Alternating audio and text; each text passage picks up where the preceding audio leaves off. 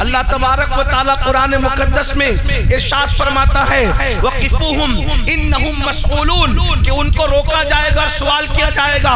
تو ابن حجر اسقلانی ابن حجر مکی اپنی کتاب میں لکھتے ہیں وَقِفُوهُمْ إِنَّهُمْ مَسْئُولُونَ ان کو روک کر کے پوچھا جائے گا. تو کیا پوچھا جائے گا؟ ابن حجر اس کی تفسیر کرتے ہوئے بیان کرتے ہیں اللہ اکبر کہ جب نماز روزے حج زکات کے سارے حساب ہو جائیں گے تو پھر روکا جائے گا جنت میں جانے سے پہلے کہ تم نے رسول اللہ کی اہل بیت سے محبت کی تھی، ان کا حق ادا کیا تھا یا نہیں کیا تھا. یہ سوال آخری میں تم سب سے کیا جائے گا. آخر محبت اہل بیت اتنا اہم کیوں؟ تو مجھے جو بات سمجھ میں آئی وہ یہ اپنے بزرگوں کے اقوال سے، ان کی تعلیمات سے، کہ جو جس سے محبت کرتا ہے وہ اسی کے نقش قدم پہ چلتا ہے. سبحان اللہ سبحان اللہ ماشاءاللہ ماشاءاللہ. اہل بیت کو ہر جگہ جو رکھا صرف اولاد ہونے کی وجہ سے نہیں رکھا، کیونکہ رسول اللہ کے علم میں یہ بات ہے. حضور یہ جانتے ہیں کہ کوئی کتنا بھی بگڑے گا لیکن میری اہل بیت صراط مستقیم پر قائم رہے گی. حضور علیہ الصلوۃ والتسلیم کی نگاہیں دیکھ رہی تھی سن 60 ہجری کا طوفان آئے گا اور 60 ہجری کے طوفان میں دین بدلا جائے گا، سنت رسول بدلی جائے گی، عدل و انصاف کا قانون بدلا جائے گا، محرمات کے ساتھ نکاح کی ترکیبیں بنے گی، سود عام ہوگا، شراب اعلانیہ پی جائے گی.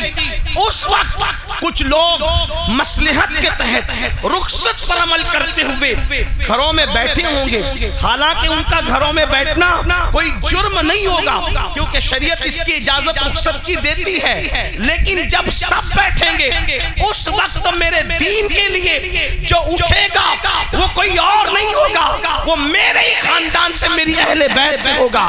اس کے بعد آپ دیکھیں جب ہندوستان کفرستان بنا ہوگا اس وقت 90 لاکھ کو کلمہ پڑھانے والا کسی اور خاندان سے نہیں ہوگا، وہ خاندان اہل بیت سے ہوگا. جب دین مردہ ہو رہا ہوگا تو دین کو زندہ کرنے والا بغداد میں جو اٹھ کے کھڑا ہوگا وہ کسی اور کے خاندان کا نہیں ہوگا، وہ بھی اہل بیت کے خاندان کا، جسے دنیا عبد القادر جیلانی غوث اعظم کے نام سے یاد کرے گی. اسی طریقے سے اللہ اکبر 14 سال کی عمر میں اللہ کے دین کے لیے شہید ہونے والا کسی اور کے خاندان کا نہیں، مسعود سالار غازی اہل بیت کے خاندان کا ہوگا. اسی طریقے سے کفرستان کے اندر صابر کلیر کی شکل میں دین کا پرچم لہرانے والا اہل بیت کے خاندان سے ہوگا. دلی میں انقلاب پیدا کرنے والا محبوب الہی نظام الدین اولیاء خاندان اہل بیت سے ہوگا. اللہ اکبر لاہور کی سرزمین پر خدا کے دین کا محافظ بن کے کھڑا ہونے والا داتا علی حجویری اہل بیت کے خاندان سے ہوگا. اسی طرح قیامت کے قریب کوئی خاندان دین کے لیے اٹھے نہ اٹھے، آخری میں جو محمد مہدی کی شکل میں اللہ اکبر دین کا حمایتی بن کر کے اٹھے گا اکیلا تنے تنہا، وہ بھی خاندان نبوت کا چشم و چراغ خاندان اہل بیت سے ہوگا. تو اہل بیت کی تعلیم اس لیے دی گئی کہ جو جس سے محبت کرتا ہے اسی کے طریقے پر، اسی کے نقش قدم پر چلتا ہے. اب مسلمانوں ہم سے کہا گیا میری اہل بیت سے محبت کرو.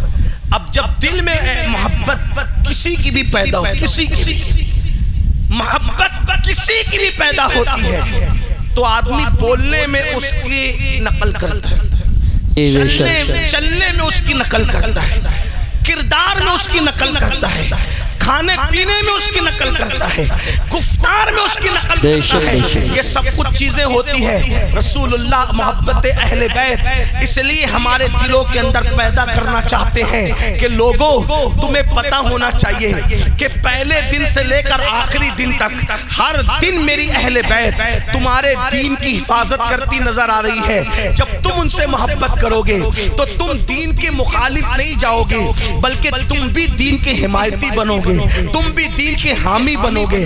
لیکن شومی قسمت کہ آج اہل بیت کی محبت یا رسول اللہ کی محبت یا اولیاء کی محبت، اس کا مفہوم ہی لوگوں نے بدل دیا. محبت اہل بیت کا مطلب کیا؟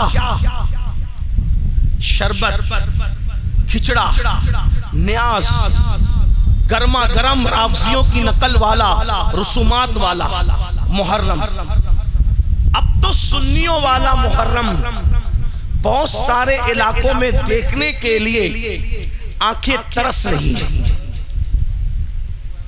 اور ظلم اور دہشت گردی کا ماحول لوگوں کا یہ ہے کہ علماء کو بولنے کی بھی اجازت نہیں،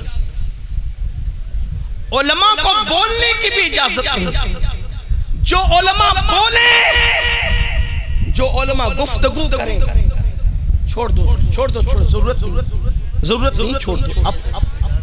اب کوئی بات نہیں، اب میں تو بات سمیٹ رہا ہوں، اب بہت بات تو اختتام کی طرف جاری، اب تھوڑی دیر سن لیں، بس کوئی لمبی نہیں کرنی۔ آپ توجہ فرمائیں، ایک بار درود شریف پڑھنے آپ۔ اللہم صلی علی اللہ رب، درود پڑھنے کو کہتا ہوں تو درود شریف کی آواز بھی نہیں آتی، پتہ نہیں کیا مسئلہ ہے۔ ارے میرے بھائیو، ایک مرتبہ درود پڑھنا یہ جہاد اور حج میں شرکت کرنے سے افضل ہے، بے شک۔ ایک بار درود پڑھنا حج سے زیادہ ثواب، جہاد میں شرکت کرنے سے زیادہ ثواب ہے۔ پھر آپ سے کہا جاتا ہے درود شریف پڑھو، آپ چپ رہتے ہیں، بھئی درود شریف تو پڑھ لو اللہ کے بندو۔ صلی اللہ علیہ اللہم صلی علی سیدنا و مولانا محمد المعدن الجود والکرم و آلہ و صحبہ وبارک وسلم صلاة و سلام علیکہ یا رسول اللہ صلی اللہ علیہ وسلم۔ علماء کہتے ہیں، علماء پر ایسا روب، مقرروں پر ایسا روب، کوئی نہیں بول سکتا غلط رسموں کے خلاف، اور جو بولے گا اس پر آستینیں چڑھے گی، اس کو ماں بہن کی گالیاں دی جائے گی، اس کو خارجی ناسبی کہا جائے گا۔ میں تم سے پوچھنا چاہتا ہوں، کڑوں کو اہل بیت کی محبت کا نام دینے والوں، ناڑوں کو اہل بیت کی محبت کا نام دینے والوں، کالے پیلے کپڑوں کو اہل بیت کی محبت کا نام دینے والوں، کلر سے محبت کا کوئی تعلق نہیں ہے، بلکہ کردار سے محبت کا تعلق ہے، دلوں سے محبت کا تعلق ہے۔ اللہ کے رسول صلی اللہ علیہ وسلم جو اہل بیت کی محبت کی دعوت دے رہے تھے، اس لیے دے رہے تھے تاکہ اے لوگوں، جس وقت لوگ گمراہی کے دلدل میں پھنسے، اس وقت تمہیں امام حسین کا کردار یاد ہونا چاہیے کہ حسین نے کس طرح کردار سے زندگی گزاری، امام علی مقام کی زندگی کیا تھی، امام حسن پاک کی زندگی کیا تھی، ان کی زندگیاں ہم بھول گئے۔ میں آپ سے پوچھنا چاہتا ہوں، آپ مجھے بتائیں کہ کربلا کے 3 دن صرف ہم امام علی مقام کو دیکھ لیں اور پھر اپنے آپ کو دیکھیں، بہت توجہ کے ساتھ آپ سننا۔ امام